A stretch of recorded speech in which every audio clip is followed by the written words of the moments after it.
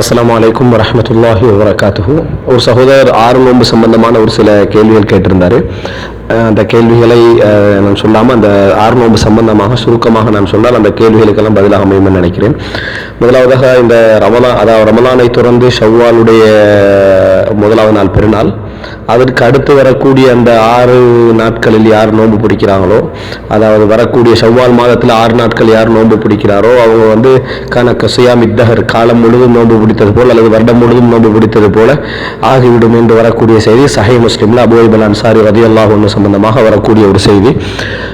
இந்த செய்தி எப்படி வருதுன்னா, மன் ஸாம ரமலான சும்ம அத்பஅஹு சித்தம் மின் ஷவ்வால் கான கஸியாமி தஹர், யார் ரமலானில் நோன்பு நோற்று பின்னர் ஷவ்வாலில் 6 தொடர்கிறாரோ, அதாவது ஷவ்வாலில் 6 ரமலானை தொடர்ந்து தொடர்கிறாரோ அவர் வருடம் முழுதாக அல்லது காலம் முழுதும் நோன்பு பிடித்ததற்கு சமம் என்று வரக்கூடிய ஒரு செய்தி. அப்போ இந்த செய்தியிலிருந்து நம்ம விளங்கிக் கொள்ற விஷயம் என்னன்னு சொன்னால், ஷவ்வால் மாதத்தில் 6 நோன்பு பிடிக்கணும், அது ரமலானை தொடர்ந்து அந்த நோன்பு என்ன செய்யணும், பிடிபட வேண்டும் அப்படி என்று விளங்குது. அப்படின்னா அது துல்காதாவுக்கோ துல்ஹிஜ்ஜாவுக்கோ என்ன செய்யக்கூடாது, போகக்கூடாது. ஷவ்வால்லே நம்ம என்ன செய்யணும், அந்த நோன்பை பிடிக்க வேண்டும். ஆனால் இதில் என்ன முக்கியமான விஷயம்னு சொன்னால், இதில் சில அறிஞர்களால் இந்த ஹதீஸ் விமர்சிக்கப்பட்டது. மாலிக் ரஹ்மத்துல்லாஹி அவர்கள் சொன்னாங்க, நான் மதீனாவாசியில் இந்த நோன்பு பிடிக்கிறத காணல அப்படின்னு சொன்னாங்க. ஒரு சில அறிஞர்கள் இந்த செய்தியில் வரக்கூடிய சாத் இப்னு ஸஈத் என்பவரை பலகீனம் அப்படின்னு சொன்னாங்க.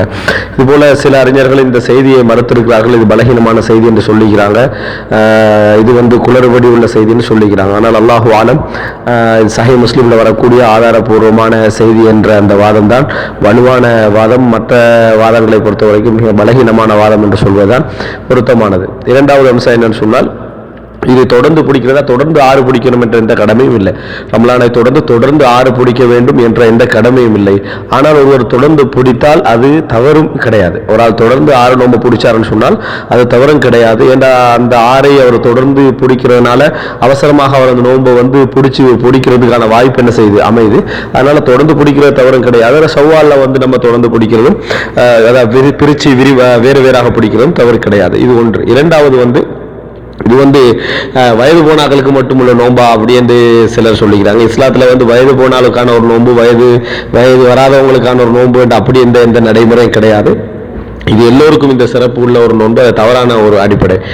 அடுத்ததாக இந்த 6 நோன்பு பெருநாள் கொண்டாடுவாங்க. நோன்பு பெருநாள், அடுத்து 6 நோன்பு பெருநாள். இது ஒரு பிதாத்தான நடைமுறை. இதுக்கு ஒரு பெருநாள் என்னது இஸ்லாம் எங்களுக்கு சொல்லவே. இது சாதாரணமாக ஏனைய நோன்பு, சுன்னத்தான நோன்புகளை போன்ற ஒரு நோன்பு என்பதை நம்ம புரிந்து கொள்ள வேண்டும். அடுத்ததாக 4வதாக கடமையானவர்கள் என்ன செய்யறது. ஏற்கனவே ரமலான நோன்பு விட்டவங்க இருப்பாங்க. இப்போ அவங்களுக்கு கலா இருக்குது, கடமையான நோன்பு இருக்குது. அவங்க 6 நோன்பு பிடிச்சிட்டு கலாவை செய்யறதா, கலாவை செஞ்சுட்டு 6 நோன்பு பிடிக்கிறதா என்றால் இந்த ஹதீஸ்லேயே அதுக்கு பதில் இருக்கு. ரசூலுல்லாஹி ஸல்லல்லாஹு அலைஹி வஸல்லம் சொல்றாங்க, மன் ஸாம ரமலான், யார் ரமலானில் நோன்பு வைக்கிறாரோ அப்படின்னு வருது. அப்படின்னா என்னன்னு சொன்னால், இந்த கூலி ரமலான் நோன்பு வச்சவங்களுக்கு தான் இந்த கூலி என்ன செய்யும், கிடைக்கும். ரமலான் நோன்பு வைக்காம ஒரு ஆள் 6 ஷவ்வால்ல வைக்கிறதால கூலி கிடைக்காது.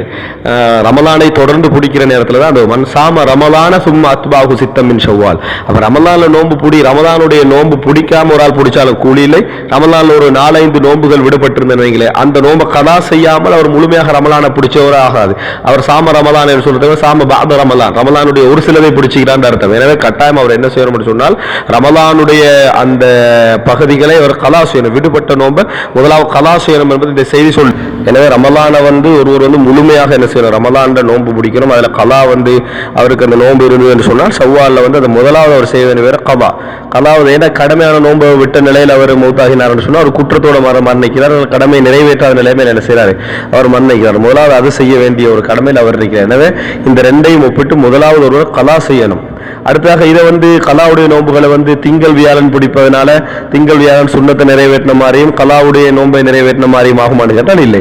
ஏன்னா நோன்பை பொறுத்த வரைக்கும் சுண்ணத்தான நோன்பு ஒரு அமல், கலாவுடைய நோன்பு ஒரு அமல்.